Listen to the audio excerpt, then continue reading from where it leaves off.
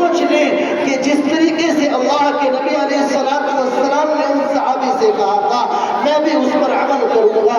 انہوں نے براہ راست اللہ کے نبی علیہ السلام سے سوال جواب کیے تھے، لیکن ہم براہ راست نہیں کر سکتے ہیں. لیکن اگر ہمارے دل کے اندر یہ خیال آ جائے کہ جس طریقے سے ان صحابی نے اللہ کے نبی علیہ السلام سے سوال کر کے ایک صورت پر اللہ کے نبی کو آمادہ کر لیا تھا، تیار کر لیا تھا، آج اگر ہم اس پر عمل کریں گے تو میرے عزیز ساتھیوں، جو اللہ کے نبی علیہ السلام نے ان صحابی کے لیے فرمایا تھا کہ اگر انہوں نے اسی طریقے سے جس طریقے سے یہ وعدہ کر کر جا رہے ہیں، اگر اس بات پر انہوں نے عمل کیا تو اللہ رب العزت ان کو کل قیامت کے دن کہے گا قرآن پڑھتا جا اور جنت کے درجوں پر چڑھتا جا. ہمارا حال تو یہ ہے کہ ہم قرآن کریم کو ایک ہفتے تک نہیں چھوتے.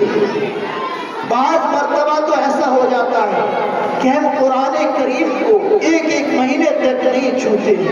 اور آج کے نوجوان کو دیکھو کہ وہ موبائل کو صبح سویرے آنکھ کھلنے سے پہلے موبائل کو ٹٹولتا ہے، موبائل کو دیکھتا ہے، لیکن قرآن کریم کو کھولے ہوئے اس کو مہینوں ہو گئے.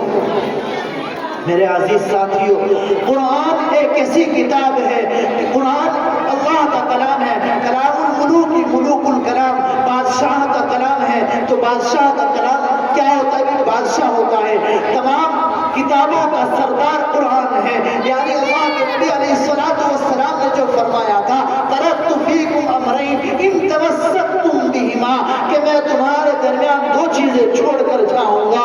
میں تمہارے درمیان میں ایک قرآن کو چھوڑ کر جا رہا ہوں. یعنی اللہ کے قرآن کو، اللہ کے کلام کو اگر آپ نے مضبوطی سے تمسکتم بہما، مضبوطی سے تھام لیا تو تم دنیا کے اندر بھی کامیاب ہو اور تم آخرت کے اندر بھی کامیاب ہو.